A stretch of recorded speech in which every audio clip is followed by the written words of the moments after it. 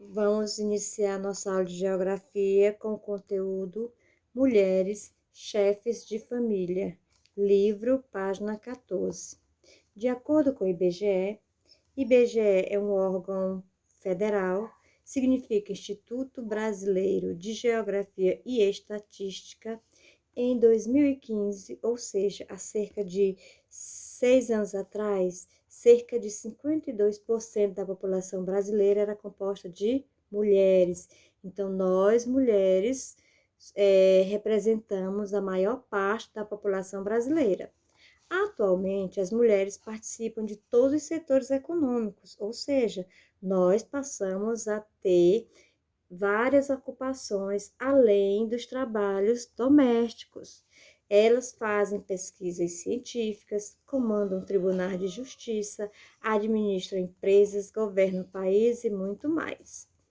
Mesmo estando cada vez mais inseridas no mercado de trabalho, as mulheres ainda são as principais responsáveis pelas tarefas domésticas, como higiene e organização da moradia, alimentação, vírgula e etc. E pelos cuidados com os filhos.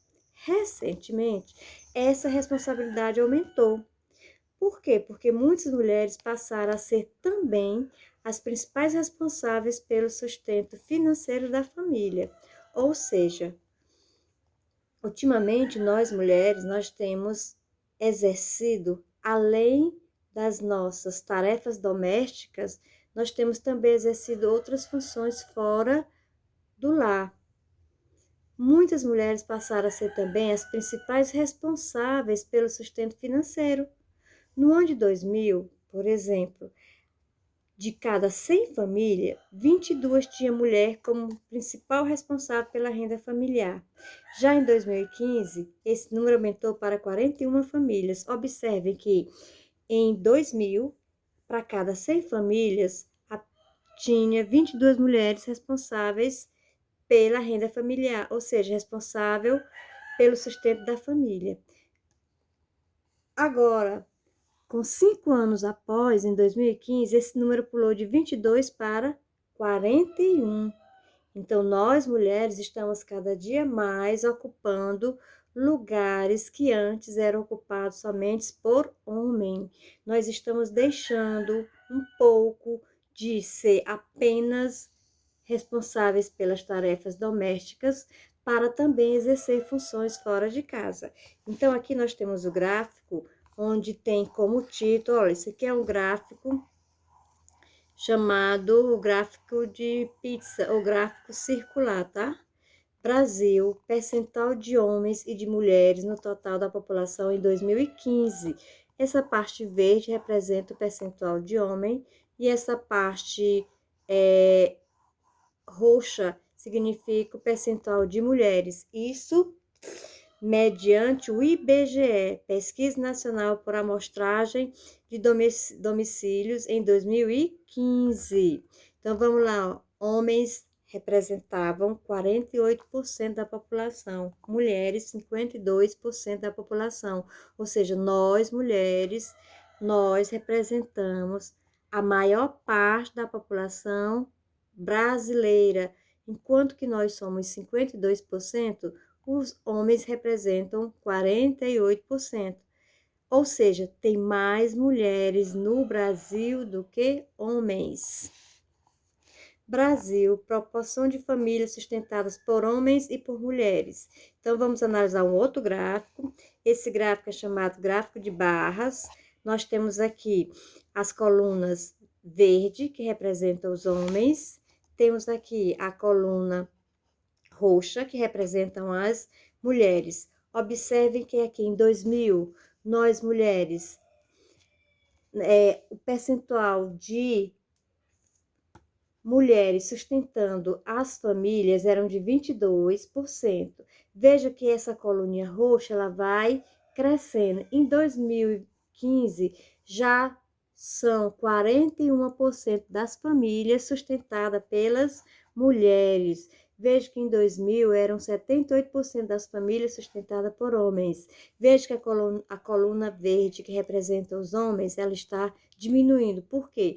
Porque à medida que as mulheres passam a ocupar o mercado de trabalho, diminui o emprego masculino. Ou seja, ó, em 2015, são apenas 59% das famílias sustentadas por homens e 41% sustentadas por mulheres.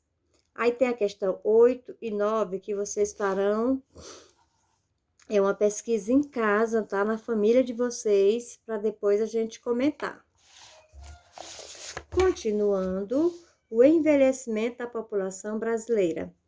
A população de um país pode ser dividida em 3 faixas etárias: jovens, adultos e idosos. Então, jovens são as pessoas até 19 anos. Então, vocês estão na fase jovem. Adultos são as pessoas de 20 a 59 anos. A tia está nessa fase aqui, na fase adulta. E os idosos são as pessoas com 60 anos de idade ou mais. Então, de acordo com a faixa etária, a população de um país pode se classificar em jovem, adulta ou idosa.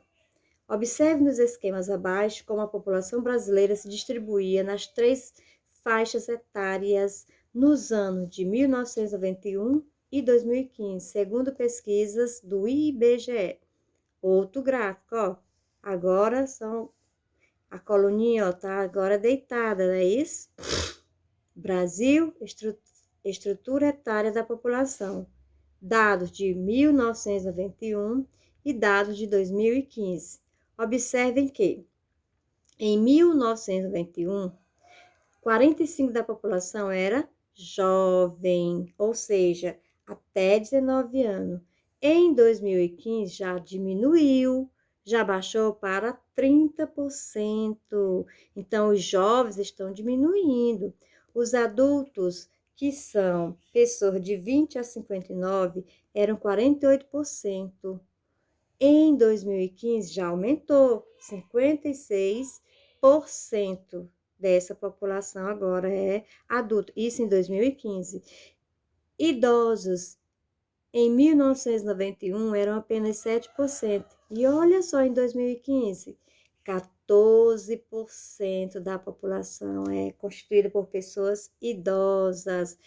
Esses 14% representam 32.900.000 idosos, isso de acordo com os dados de 2019. Você deve ter percebido que entre 1991 e 2015, a quantidade de jovens diminuiu, a de adultos e idosos, o que aconteceu? Aumentou, indicando que a população brasileira está envelhecendo. E isso vem ocorrendo porque o número de nascimentos diminuiu e a esperança de vida aumentou. Lembra da taxa de natalidade? Então, a gente já sabe que o número de crianças, a taxa de fecundidade, perdão, que é a quantidade de crianças que a mulher pode ter, né? A gente já viu que essa taxa ela está diminuindo. E isso faz com que haja essa diminuição do número de jovens e aumente o número de adultos e idosos. Observe no gráfico ao lado que a esperança de vida do brasileiro aumentou de 52 anos em 1960 para 75 anos em 2015. Ou seja, nós, brasileiros, os nossos velhinhos, estão vivendo mais. Em 1960, a faixa etária de sobrevivência, esperança de vida de uma pessoa era até 52 anos. Já hoje, já ultrapassa os 75 anos. Isso mostra que o brasileiro está vivendo mais tempo. A melhoria das condições de saúde da população tem contribuído para esse aumento da esperança de vida. Vem a 10ª questãozinha para vocês também fazerem, tá? Aí vamos analisar o nosso gráfico. Brasil, esperança de vida ao nascer. Em 1960, a esperança de vida era apenas de 52 anos. Aí a gente vê que isso vai aumentando lentamente. Quando chegou em 2015, a esperança de vida aumentou para 75 anos. Então, isso significa que nós, brasileiros, estamos vivendo mais. E uma das razões, um dos motivos que contribui para que o nosso possamos ver mais tempo agora são as melhorias nas condições de saúde da população. Nós estamos nos cuidando mais, nós estamos procurando mais auxílio médico, e isso é importante, tá, pessoal? Então, a nossa atividade para casa são as questões 10, as questões 8 e 9, tá? Respondam no caderno. Bom trabalho!